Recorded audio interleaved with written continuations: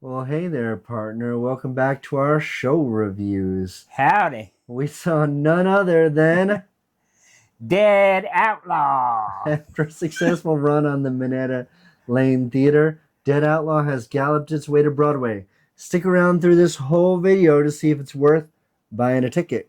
That's right, partner.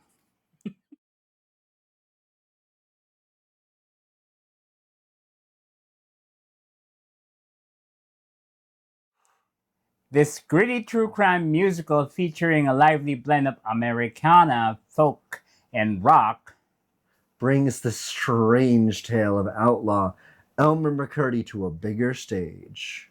So, what's the story? Well, Dead Outlaw is a darkly humorous, true crime, and almost tall tale at this point version of a story Musical based. on the bizarre real life and more of Elmer McCurdy. He is a small time outlaw who died in 1911, but that's just where the story begins. After his death in a botched train robbery, McCurdy's embalmed body was put on a display in a funeral home and eventually went on an unexpected posthumous journey across sideshows, Carnivals, and even Hollywood sets unknowingly passed off as a prop for decades. The show explores the themes of fame, identity, and the American obsession with outlaws. Andrew Durand plays Elmer McCurdy. Jeb Brown is the band leader, Jarrett, and a few other characters. Dashiell Eves as Lewis, and Charles Patterson. Julia Nittell as Helen and Maggie. Ken Marks as George. Trent Saunders as Andy Payne. Tom Sesma as Kerner Noguchi. I can Corner say Noguchi. Kerner Noguchi. That's okay. That's a hard word. What about the music? The music is composed by David Yezbek and Eric Della Pina. What's a blend, though? Blends elements of country, rock, bluegrass, and even jazz. Well, let's talk about some of the songs that we remember Right. the most. The soundtrack is amazing. It's as you mentioned, this is the type of songs that I really enjoy: country, rock, folky. There's a lot of songs that that wowed me the first time I heard it. Yeah, these are definitely toe tapping, boot stomping kind of songs for sure. Right. Having having grown up in the 80s in the Philippines where we love ballad. And guess what? One of the earlier songs was an entitled Ballad. It's so beautiful. I listened to the soundtrack again. And We also one of the have big songs. Dead, which keeps repeating throughout the show. Right. Your mama's dead. Your papa's dead, and so are you. We have Normal. And sung by Julia Nittle, the song called Stranger. Oh, that was such an interesting song. Beautiful voice too. All right, we're here. It's time for our verdict. All right, but first, this has been nominated for 7 Tony Awards. Whoa. 7. I can with my fingers.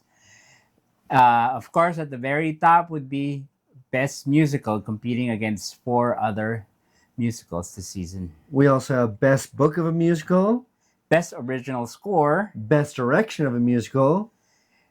3 actors were nominated, including Best Actor in a leading role by who is Andrew Durand, the featured role with Jeb Brown, the narrator, and featured role Best Actress Julia Nittle. All right, here we are again. We've come back. It's your verdict. Okay. I'm very easily pleased. I love musicals the most. I love the acting. The story was pretty interesting. It's very intriguing. The music is fun and exciting. Like I mentioned earlier, this is the kind of music that I like. However, I really hate to say this. I'm the last person to be vocal about negative things. You know, my mama taught me if you can't say anything nice, don't Don't say say nothing anything at at all. all. However, the staging was a major letdown for me. There was this central box set designed to resemble a basement stage, which awkwardly dominated the theater. Much of the storytelling confined to either side of the stage, so it felt like a missed opportunity to fully utilize the Broadway space. So this this basement stage was so big it occupied more than half of the stage. So it kept distracting me, to be honest. But the actors were so good when they were performing, so it kind of held my attention so much. But then I keep getting pulled back to this humongous stage. That was a letdown for me story wise. I'm sorry, whoever.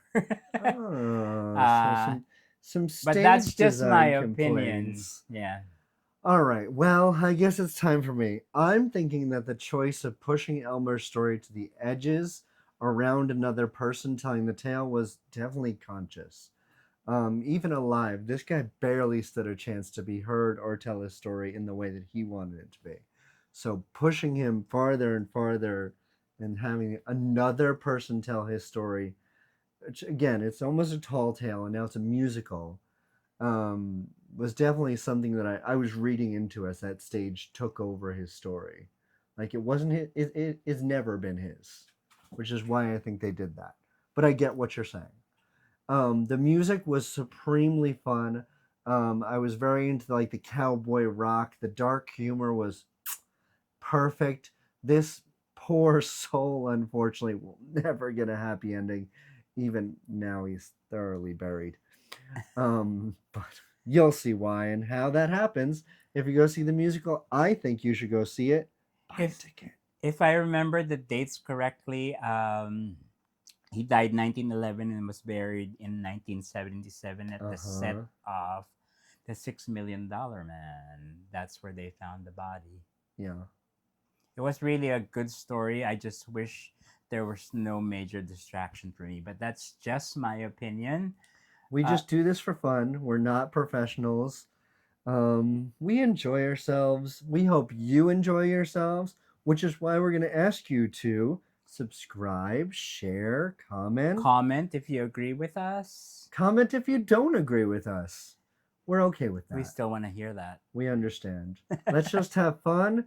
And you want to get out of here, Enjoy. partner? That's right, partner. It's the end of this review. My Bye. name's Rod. And I'm Ben.